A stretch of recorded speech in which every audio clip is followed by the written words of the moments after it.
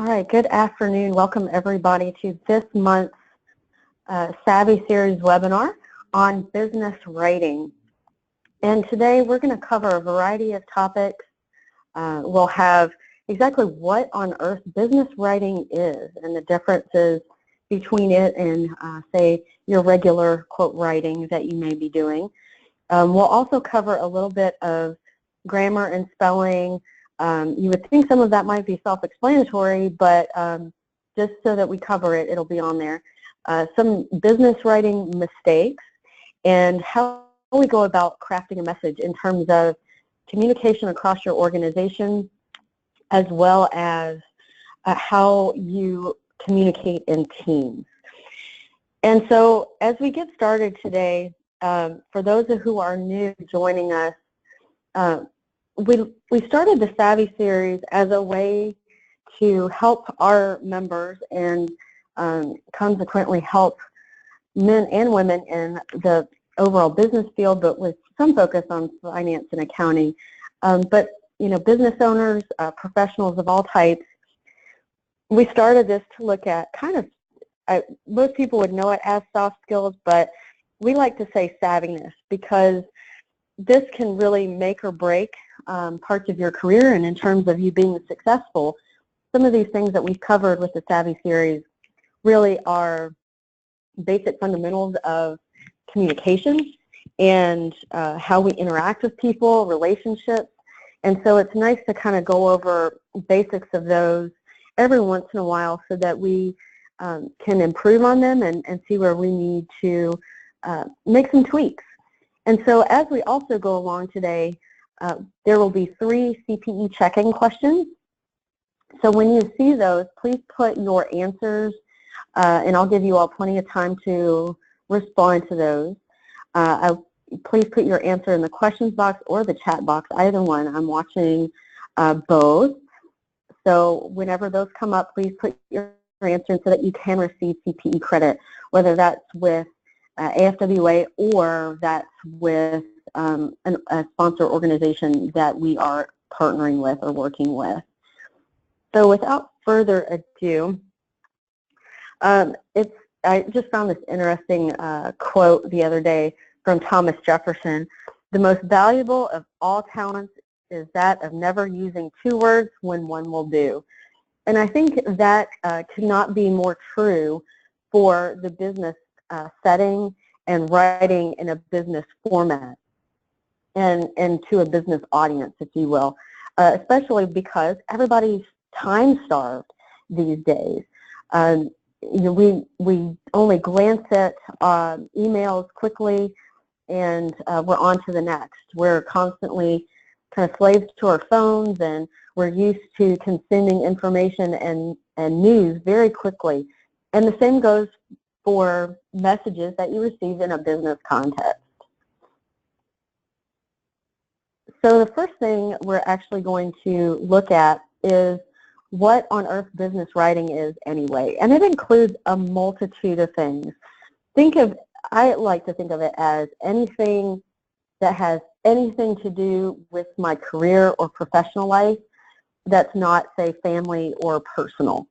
So that includes things as simple as correspondence in terms of your emails, but also if your company or you or someone else, say your marketing department, which may be a marketing department of one, they're responsible for putting out messages like a newsletter or public relations pieces like a press release, putting out stories or interviews. And this also includes any more social media. And when I say social media, I really do mean in the context, again, of business. So I think generally of LinkedIn and any writing that you may do there. If you haven't taken advantage of what LinkedIn offers, there is the ability to do like longer posts, almost like blog posts. And so that could be a version of business writing in the social media world. But also if your company or you in terms of as a professional, if you have your own sole proprietorship or your own practice, then you're putting out there a page or, you know, a group, whether you offer that for customers or say other professionals, that's all business writing, and that's all business communication. And so really, I mean, we always have to focus on the audience with any communication, right? So I think that's what makes it the most different from, quote, regular writing. It's the tone. It's the professionalism versus being a little bit more casual. And we'll talk about how sometimes casual communication can be acceptable and appropriate in a business setting. But it really is that tone. It's also the message. And we'll talk about persuasion. And so it's essentially also the action that you're looking for from the person that you're speaking with.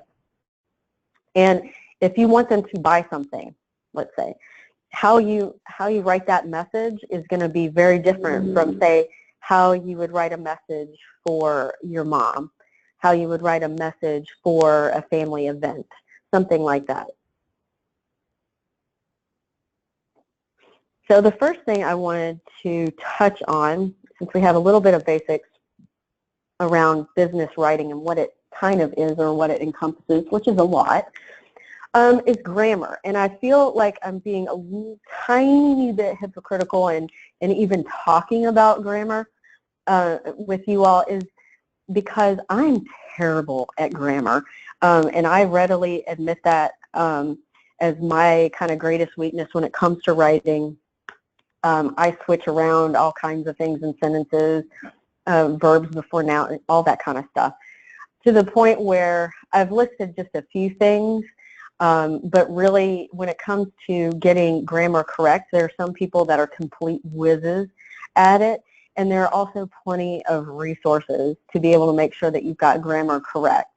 And I say it's my biggest weakness is because sometimes not only like how I form sentences, but just from education and where I grew up, it wasn't necessarily, or maybe I wasn't paying attention, one or the other, wasn't necessarily always the most harped on thing that we needed to work on, if that makes any sense.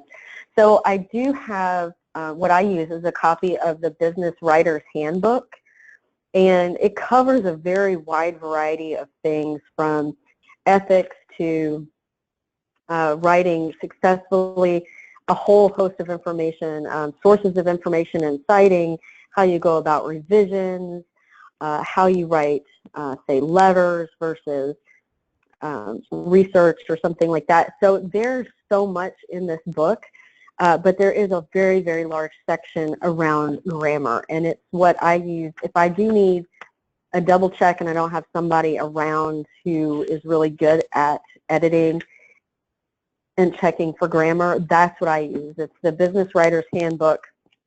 This one's the 7th edition, and I think it was published in 2003 published by St. Martin's Press. It's Aldred, Brushaw, and Olio. That's what I use to kind of make good reference to grammar. So you have to also understand with grammar that your style is important, and the professional way that you go about your tone and also sentence structure and even word choice, which kind of goes into spelling, really lends to your credibility. And I will say that grammar, how you structure sentences and ultimately how you structure your message can really be affected, or your own credibility can be affected if it's not done well, or at least right enough for some folks. Now, for those who, well, I think we all are used to a wide variety of acronyms in our field or any other field because of credentials, because of organizations that we're used to seeing. And so sometimes you have to consider, is it where you need to actually write out what that acronym is at least once, and then put the acronym in parentheses, so then later at least somebody knows like what you're referring to. So typically when I introduce myself, I never say AFWA. I'm the executive director of AFWA, because I often get the question of, well, what's AFWA? So I always just say I'm the executive director of the Accounting and Financial Women's Alliance, or AFWA, just because once you start putting in acronyms without telling us what they are, that goes to making your audience either uncomfortable or they're very confused and think that they should know what you're referring to, and they may not, and they're not going to ask. Same thing goes with abbreviations. Even if it's, say, an industry standard abbreviation, you may reference it, say, in footnotes, or make sure you verbally address, say, abbreviations, just so that folks are not lost in the message. And so I mentioned the Business Writer's Handbook as a resource. I think Microsoft Word and Outlook both are getting better at some grammar errors, or at least finding them and suggesting that you correct them, just like Spellcheck. So that's getting better and is a good resource as well. And I do have a great example, well, one example of this one, and then I've got a slew of them for spelling. So you can see must wash their hands, there, and there. So a grammar aficionado's probably worst enemy is there, and there, or your and your and yours. So just a quick funny example, but certainly something that if you don't address it, it can undermine your credibility, even in an email, because somebody's going to notice, right? So that comes to our first CPE check-in. And when it comes to writing, whether both professional or personal, you can address this from either piece. But what is your writing error like nemesis? Is it spelling? Is it grammar? Is it something else? Is it the inability to write, period? Is it like writing in bullet points? So what writing error is your nemesis?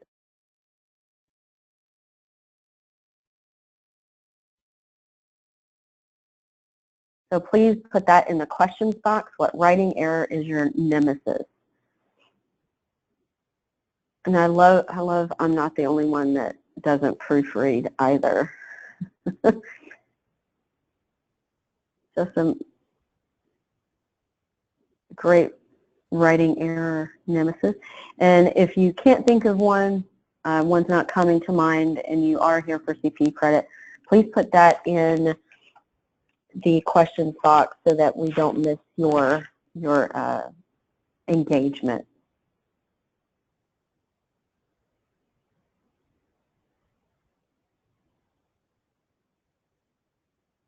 Ooh, tense is another good one. Past or present is a good one.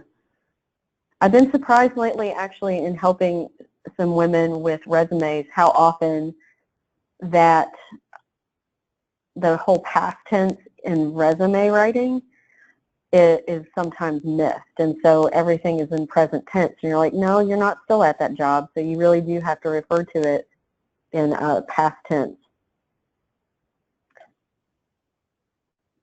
Saying the same word, I love that one. Saying the same word over and over. I do that as well. You get on a roll and you don't even realize it. All right, so you can still feel free to put your answer of what writing error is your nemesis in the questions box. And now we are going to talk a little bit about spelling. And I really honestly thank the dear Lord for Spellcheck, because I am a terrible speller. Even though I love to write handwritten notes, sometimes I'll pull up like, oh my gosh, did I spell that word wrong? I'll pull it up on my phone. Now, Spellcheck can be your friend in terms of it will find a lot of things, but it's not going to find everything. It does not replace actual proofreading. So it definitely can be useful, but that doesn't mean you don't get to proofread, or you shouldn't. So always remember that it is your friend and your foe. Now, I mentioned having someone else proofread other than yourself. Now, having somebody proofread every email obviously is not going to be possible and is not effective use of time. But whenever you've got something significant, say a blog post for your website or on LinkedIn, or printed materials that you're having done for your organization. Or say you're responding to a client or a customer with some messaging around a crisis, or you need to put out something very quickly. That's really the time to have someone else proofread. Sometimes when I have to write a stern message or respond to like a criticism or something that's critical in terms of a negative tone, I do two things. One, I sleep on it because I don't want to answer any email or communication with sometimes the same tone that I've read it. And then two, those are the ones I also have somebody proofread. Like, did I say this in too blunt of a way, or am I being too nice in this? Both can be issues. So that's essentially when I start getting somebody else to proofread. And then, of course, anything big for your organization or company. Always when we had grant applications for past clients and in previous organizations that I've been in, those were biggies. And so proofreading was its own component and worked into the schedule. So if you're doing something that's printed or published or put out there, you might work that into the timeline that you have put out there to produce something. Now, effects of spelling on credibility, that's one other thing that I think we're most prone to whenever we're responding via a mobile device. But we also get effects of, say, spelling and credibility when we're just sitting there answering a quick email, and because we're not proofreading even just, say, a one or two sentence email, we're sending it out there, and if you spelled something wrong or the grammar is really egregious, it can affect your credibility so much so that people may not take your messages seriously. They may not take you seriously. If it's a constant thing. It's one thing, I think, to get an email from somebody and it's got one random error in it, but if you've got emails that you're sending out that consistently have issues with spelling and grammar, even when Spellcheck has picked them up and you don't use that red squiggle line to your advantage, it really goes towards how your message is received on a consistency basis, but also how they view you and your communication. Then also with spelling, and this goes along with proofreading, I think we're all a little bit guilty of this, is that jargon can definitely get in our way. So whenever you're looking at proofreading and you're going through your word choice, is this something that the person that you're responding to or people that you're responding to understand? If they don't, either pick a different word or explain what you mean, at least, or provide like a definition in parentheses kind of thing. That certainly will help you get through some of these. And we had a great comment from Sonia. She grew up using British format of English, or proper English, as some would say. And so there are a lot of spelling differences between the British version of English and American English, like color and color with a U, O-U-R, check versus check. And so you do have a good point, Sonia, in terms of the audience. If it's solely an American audience, then using color with an OU may confuse, and it may not. You might be surprised there, but it certainly is definitely an audience choice. I actually started like changing some of certain words into the British version, and in my some schoolwork, and somebody's like, "What are you doing?" Like, well, why not? And they didn't. Some people just didn't understand that color was color. It's just spelled differently. So that is definitely something, especially for those who are working in an international setting, is to understand how words are sometimes spelled differently. So thanks for bringing that up. And then I mentioned mobile devices. And so I think we're often prone to errors, whether it's we have fat fingers and it's hard to type on your tiny iPhone, or we do something really quickly. And there are two things that I recommend doing when you're responding by mobile device.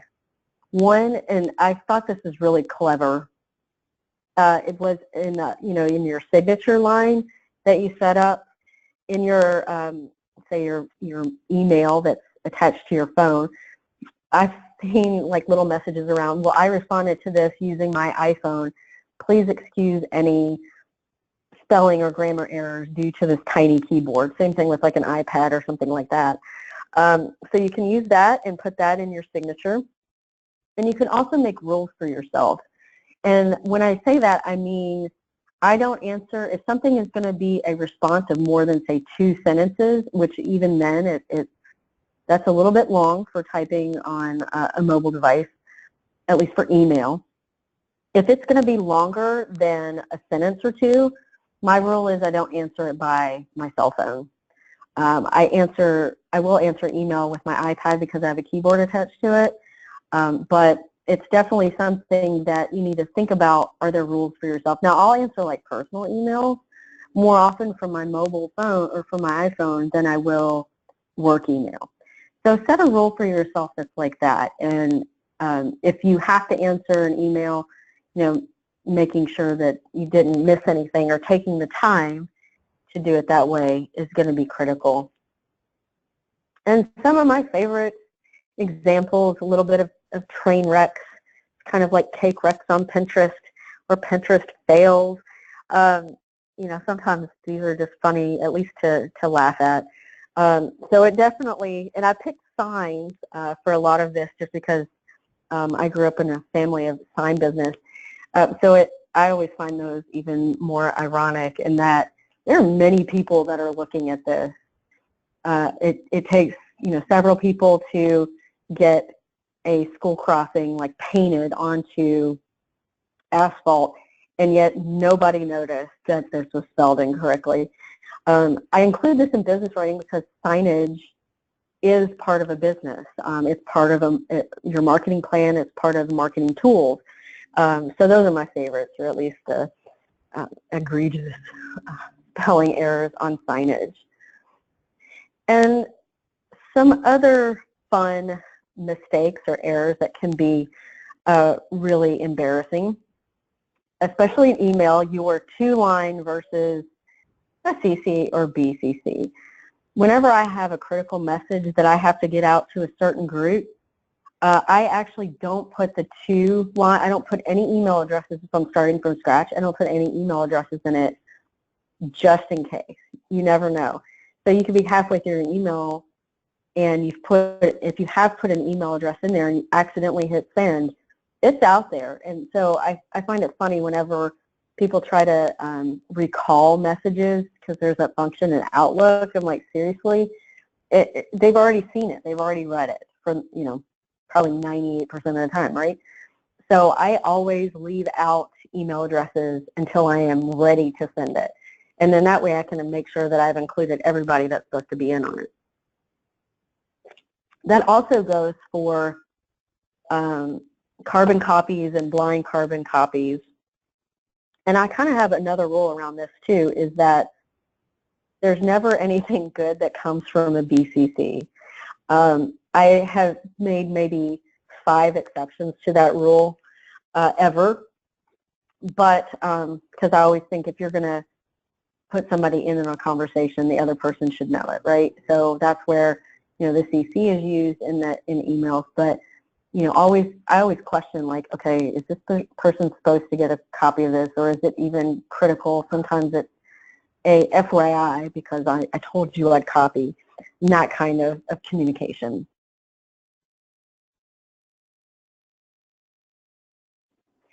Then also, this kind of goes to grammar a little bit, but also spelling, apostrophes, hyphens, and dashes.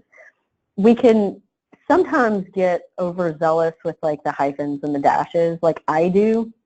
Rather than actually putting a period where there's supposed to be a period, I just keep on going. And so you have to realize that hyphens or dashes, those can create emphasis where you need them and can be really helpful. But you also have to know when you're going overboard. Same thing with capitalization. I've seen some messages out there where like every word is capitalized. And like, no, that's overkill, overkill. So there are some rules, like when you're citing pieces of literature or books or articles in a research piece, where some things are capitalized or intentionally not capitalized. So you have to make sure you know those rules as well. But also, acronyms.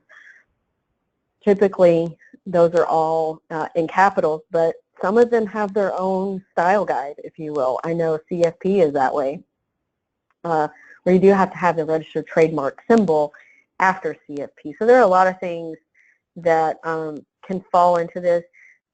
Can you recover from some of these? Absolutely, but I've seen some people fired for CCs on emails. So it's definitely something to remember.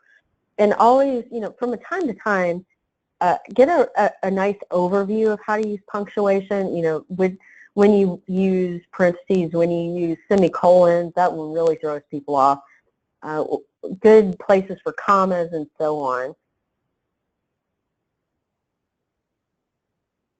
All right, so we come to our second CPE question, and this is, of course, in business writing, but in that whole realm, which is fairly large. What is the worst mistake you have made when it comes to business writing? It includes emails, marketing materials, press releases, stories, blog posts. What's the worst mistake you've ever made? And if you can't think of one right now, that's also an acceptable answer, just to gauge your responses and making sure that everybody's paying attention.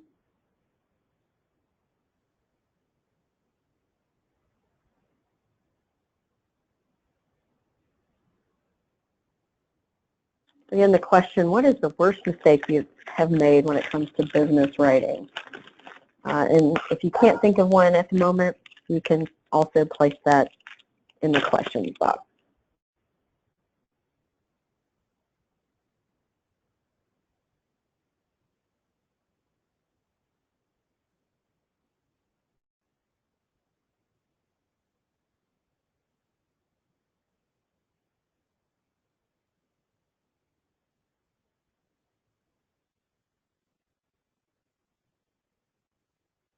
So a lot of sending emails that shouldn't have gone out, autofill on emails. I think maybe not the worst mistake, but certainly one that can get kind of aggravating is when you go and rewrite an email that's supposed to have an attachment and you don't attach it.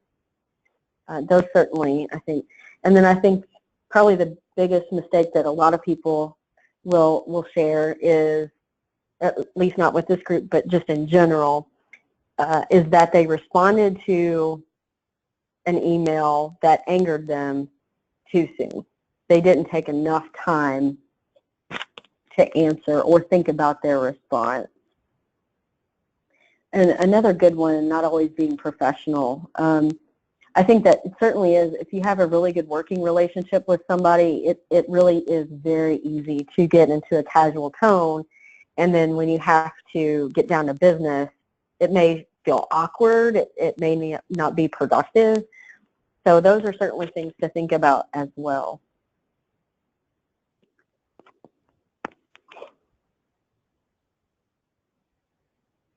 All right, so a few more answers coming in. I'll give you just a few more seconds.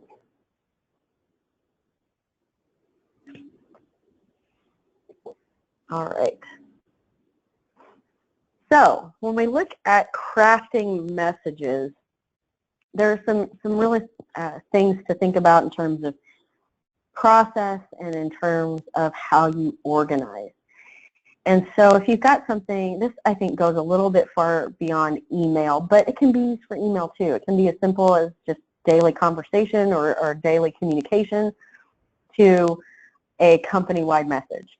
So effective openings and endings, really grabbing the attention of the person or people that you are putting this out there to. so that you don't lose their attention. But also the same goes for the ending. If you kind of peter out, if there isn't any enthusiasm by the time you get to the end of the message, or you haven't picked words that really stick out, or you've just kind of ended it with, well, thanks anyway, that kind of tone, it's going to get lost because we get bombarded with communication every day. So if you're looking for a message to stick out, say among a client or customers, potential customers especially, you really have to think about that opening to really grab their attention, and an ending that is going to spur action, whether it's passive or it's very intentional, like go buy this car kind of deal, right? Always be effective in word choice, but also don't go running for the thesaurus and changing every word to something that's like 16 syllables, because then you're going to lose your audience, unless there are people that go and read the dictionary.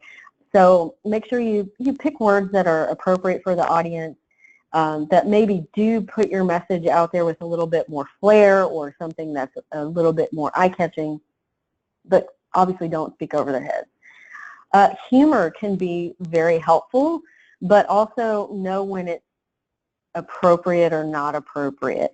Obviously, if you have, say, a crisis in your organization, let's just pick a random, you produce a product that has a malfunctioning part, and so it's dangerous. Obviously not the time for humor. Depending on the message that you send in an email, you may not be able to put humor in that. Sometimes with written communication, it's hard to read humor. It's same thing with tone. You can't read tone in the email and think that you're always going to be 100% correct, right? So use it when you think it's going to be effective. If it's something that's light, it's something that's eye-catching, definitely use it. So when you're crafting a message, there are 4 kind of steps that you might want to consider.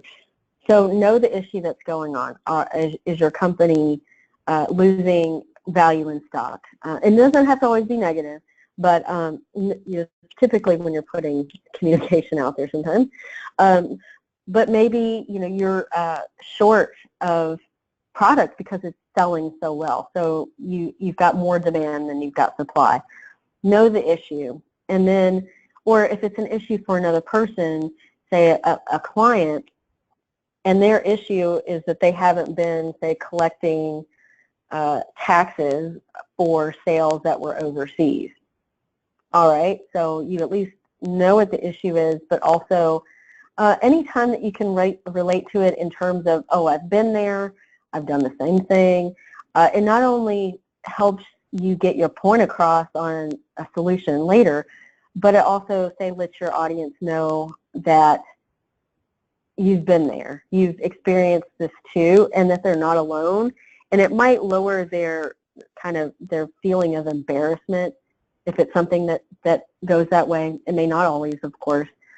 So once you know the issue and you can share how you empathize or how you relate, give a solution, give examples of where this has worked before.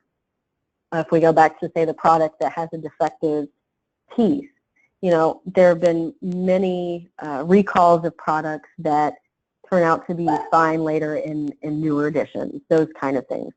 So maybe that's the solution that you use for that one. Proposing a solution may be being out in front that a mistake has been made, or if you go to the sales model, like you have more demand than supply, which can be sometimes a good thing. And the solution is that you're going to do more production around the clock rather than just, say, 2 shifts or something like that. And then I think what's most critical, and this is where I get somebody else to read the message, is anticipate the question that you're going to get. And of course you have to know your audience well to be able to anticipate questions. But here's my kind of test, or at least like where to get some of the best questions that might be so obvious that you overlook them. I have my mom read it. If your mom has a question, or a parent, or an aunt or uncle or something, and they don't understand, and they question, well, what does this mean? Or, does this work this way? And so on. Those may not be questions necessarily that, say, someone in the know is going to ask immediately, but at least they're there and you can have an answer. And some of that may be helpful in creating other questions down the line. So that's my trick. I have my mom read it, and she doesn't understand something. I need to at least have in my pocket an explanation of what something means. And I think many of you probably are working in at least organizations in some way, shape, or form, whether you're volunteering or you're a paid employee, where there's more than just you, where you have to worry about messaging and communication across an entire organization. And there are a few things to keep in mind when communicating on behalf of an organization, really on behalf of the whole brand. So unless you're speaking for yourself personally, or you're a sole proprietor and you're still speaking for yourself personally, but also in the context of your own business, then you have to account for people. And people are humans, and all humans are different. And messaging will not be the same unless there are some rules around how that communication comes out. So first thing, or idea, rule, if you will, if your company has, I think the bigger the company, the harder this is. So the larger the company, I think the more rules that you will see. But having specific rules around word choice, language choice, you'd be surprised, way back when messages were apparently sexist or ageist, and that was acceptable at the time, but really that's just not acceptable anymore. Somebody's going to find issue with it, and you don't want to see your company's name on Facebook, Twitter being slammed or in the news. So your company may have rules on word choice. Like, I just actually talked to somebody today who works with the EPA, and they had to, with certain presentations, they had to go and remove climate change based on this one audience. They had to remove the term climate change. And so whether you agree with that or not, it was a language choice that wasn't going to work for the intended audience. So that's just one example recently, as of today. And then also official messages. Sometimes it goes without saying, but at the same time, you can never make an assumption around communication for a company. And typically, it usually is in either an employee handbook or something like that, or policies and procedures. But official messages don't just come from anybody. They come from, CEO or an executive vice president or chairman of the board or something like that. And you have official messages. And that's typically where we see that is in crisis communication. Not always, but if you're putting out a new product and something like that, it's still an official message. There are certain words that you're going to use. There are certain audiences you're trying to reach. And then last but not least, when it comes to communication of an organization, never underestimate the value of a style guide. And this just provides for consistency. I mean, I've seen style guides for like a university that are 40 pages long, and that doesn't mean just the logo and what colors you can and can't use. It gets specific down to the font. It gets specific down to font size, how wide print can be, all of those things, and it gets very granular. However, when you've got an organization of say 10,000, 15,000 employees, this at least helps create a lot of consistency. So if your company is getting larger or there are inconsistencies, even like in signature lines, right, on emails, people don't think about that kind of stuff. But if you've got a client that's dealing with, say, 4 people from the same company, and even the look of say, a signature line isn't consistent, they may not consciously be examining this, but they're going to notice a difference. And whether they're actively or consciously thinking this or not, they know that there's not something right between the 2 or the 3 or the 4, however many people are dealing with. So that's why I say never underestimate the value style guide, because it provides a standard. And it's one less decision or one less tiny thing that an employee has to do. So if you know all of your emails have to be in this font, in this size, they always have to be in black, or they always have to be in navy, your signature always has to include your direct line, the 800 number, your email address, all those kind of things that we take for granted sometimes, those are always pointed out in the style guide. It makes it so much easier.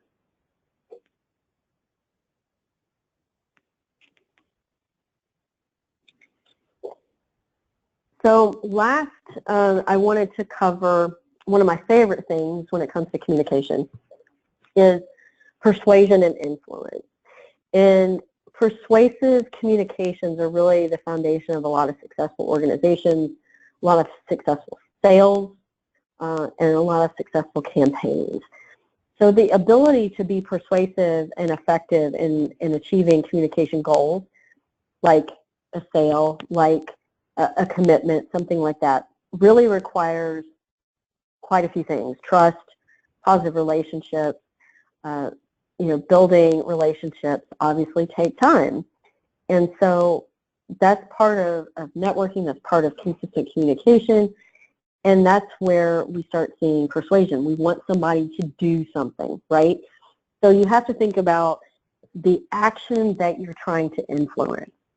If you're trying to do a sales pitch, you're trying to get action out of people, you want them to register for your 5K. You want them to buy a particular product. You want them to participate in a show. Whatever those are, think about whenever you're trying to influence somebody, maybe it's even giving you something, with networking, and going to the relationships matter. Are you reaching out because you need something? So always think of the action first, I think. And then, of course, you have to understand your audience. And I've said that many times, but especially with persuasive communication, it's going to be critical. And you have to understand who you're attempting to communicate, whether that's individuals, groups, small companies, large companies, and their own objectives. If you're trying to sell, say, a service to small businesses, what's going to be their number one concern? Typically money. They may not have the capital to invest the same thing that, say, a Fortune 500 company would, obviously. So you have to understand what their objectives are and what they're trying to achieve. You also have to address their interests and objections.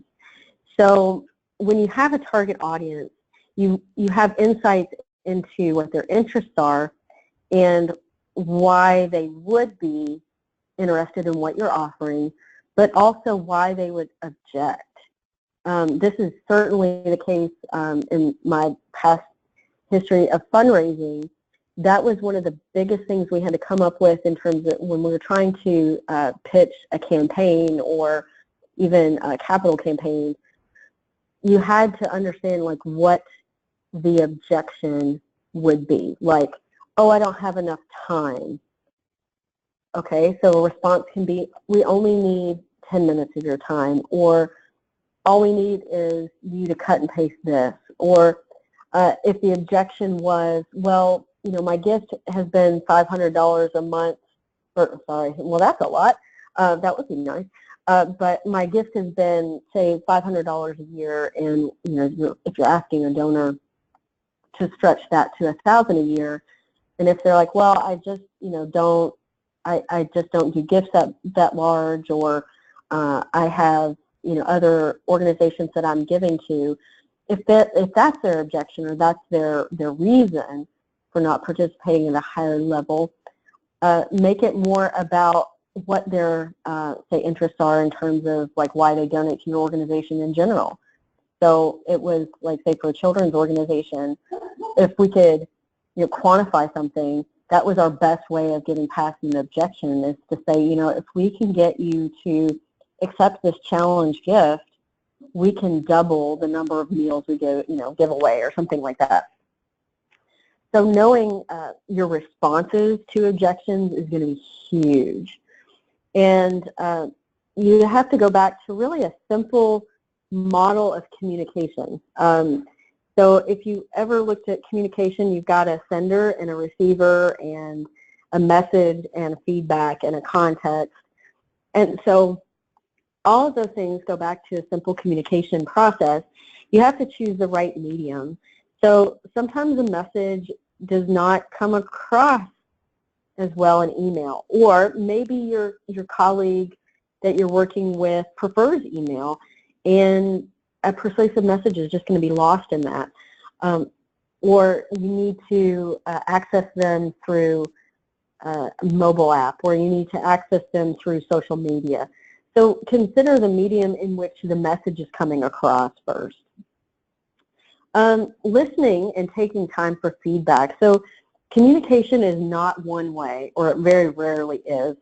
And so in every instance, two-way communication is going to be effective, especially in persuasion, when you have a back and forth and you get feedback. So if you fail to take time to listen, you're not going to achieve your goal. You're not going to get the action or reaction that you want. So that's again going back to like the objections, is actually hearing, you know, not their concerns, what they're trying to achieve as well. And then last but not least, relationships.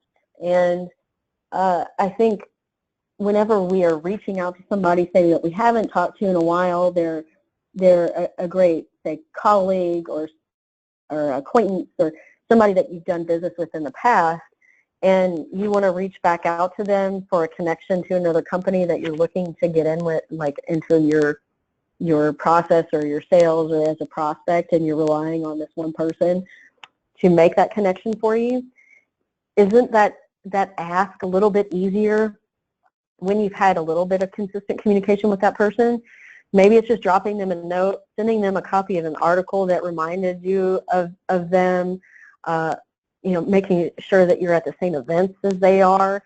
Those relationships matter, and so it is a lot of work. It is, you know, relationships are work, regardless of the kind of relationship they are. So effective communication is built on that strong relationship, and we're able to communicate even, you know, the most sensitive of topics like money. Money's a big one that really gets to people when you have an established and solid relationship. So really taking the time to nurture and build this connection even before you need to communicate persuasively, like making an ask of time or money or connections, can really make a significant difference. And so that's something that you also have to think about and spend time on. You may end up taking some time to prioritize contacts and prioritize the people that are in your network around what you can offer them and what connections they have or what they can offer you. So I do have one last CPE check-in, and that is a simple question of what other business skills do you need help with that you can think of? Are there particular skills that you either need help with or would love a refresher on? So please put your answer in the questions box. What other business skill do you need help with?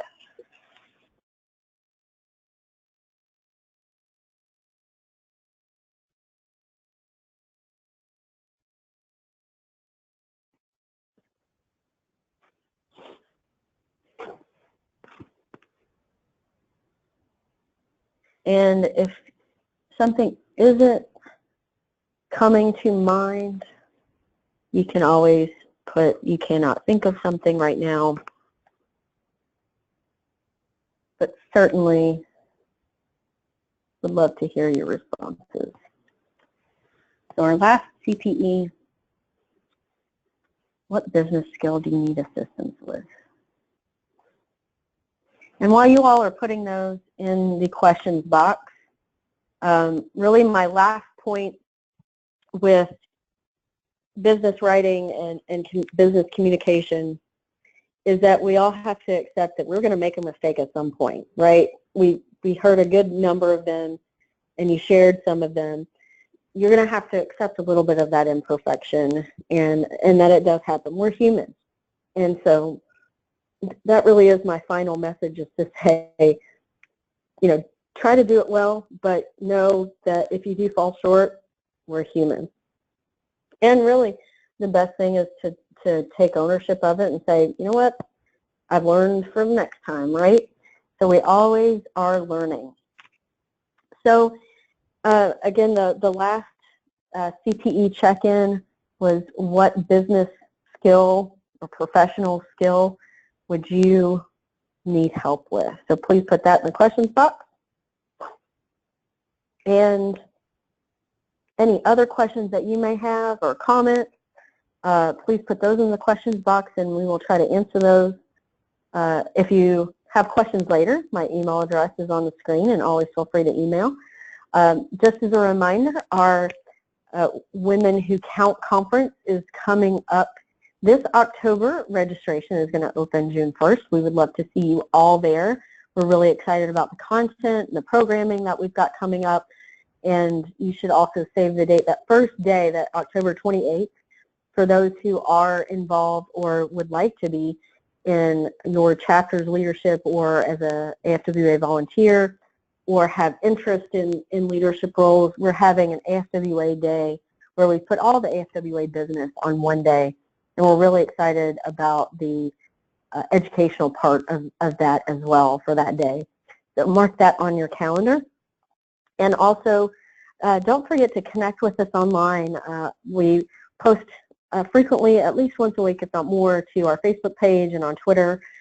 Please follow us, and we will follow you back so that we can also retweet your information and what you put out there. We're also on Instagram and LinkedIn. So you can join us on our group, our AFWA group, but you can also follow our company page, our AFWA page. So please connect with us online, and we look forward to seeing you in person as well as virtually. So thank you all for participating today. I hope this has been helpful and give you a few either points or just reminders of what good business writing and persuasion, or another facet, anything that goes along with what you do professionally. I hope it's been helpful for today. So I hope you all have a great weekend coming up. For those of you who are in tax, congratulations for surviving tax season, and look forward to seeing you on another Savvy Series webinar. Thanks so much, and have a great afternoon.